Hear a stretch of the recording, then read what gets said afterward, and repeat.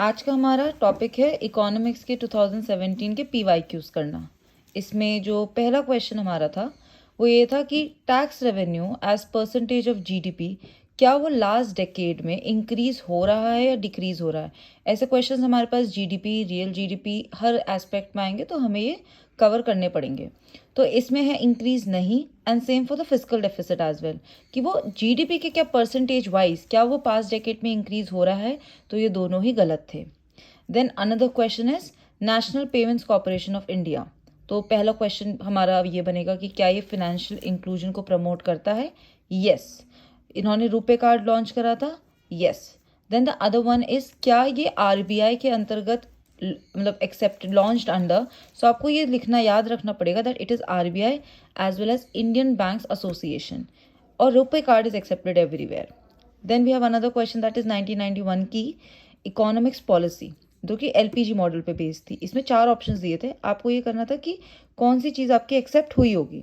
पहला, क्या इंडिया का एक्सपोर्ट बढ़ा। यस। क्या एफडीआई बढ़ी। यस। फॉरेक्स हमारा बढ़ा। Yes. Now the last option was क्या एग्रीकल्चरल शेयर बढ़ा।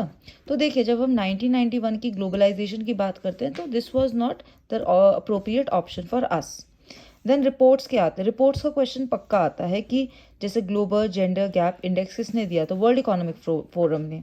ऐसी ही हमारे पास आईएमएफ की रिपोर्ट्स होती हैं, वर्ल्ड बैंक की रिपोर्ट्स होती हैं, तो ये करना ज़रूरी है। अब हमने लास्ट सीरीज में डिस्कस करा था मॉनेटरी पॉलिसी के मेजर्स जैसे सीआरआर, एसएलआर। अब इसकी कमिटी बनती है, ठीक है, जो कि ये सब ये बैठ के डिसाइड करता है। तो पहला था मेंबर्स, तो 12 मेंबर्स या 20 मेंबर्स बोल देंगे, नहीं, इट इज़ 6 मेंबर्स। 6 में से ये 3 पता होने, 3 किस तरीके से वो पता होने चाहिए। जैसे 3 आरबीआई की तरफ से आएंगे, governor, deputy governor and then a member officer, और 3 हमारी सेंट्रल गवर्नमेंट की तरफ से नॉमिनेशंस के तौर पे आएंगे। मूविंग ऑन, जो हमारे पास नेक्स्ट, ये इंपॉर्टेंट है, ठीक है। ये दोनों क्वेश्चंस इंटर रिलेटेड भी हो सकते हैं आगे एमसीक्यूज को बढ़ाने के लिए, ये related. So we have national intellectual property rights, जिसमें पहला ऑप्शन आएगा कि इन्होंने कमिटमेंट किससे रखा है, दोहा और ट्रिप्स एग्रीमेंट दोनों से। इंडिया में इस चीज़ को कौन इम्प्लीमेंट करवाता है, तो that is department of industrial policy and promotion, जो ministry of commerce and industries के अंदर आता है।